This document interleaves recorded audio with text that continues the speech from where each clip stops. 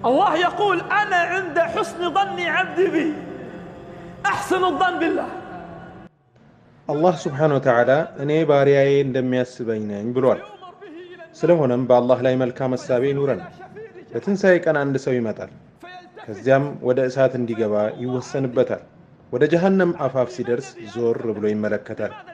አላህም ባሪያዬ ሆይ ለምን ወደ ኋላ ተአማተርክ ለምን ዞርክ ይለዋል هكذا كان ظني بك في الدنيا እርሱም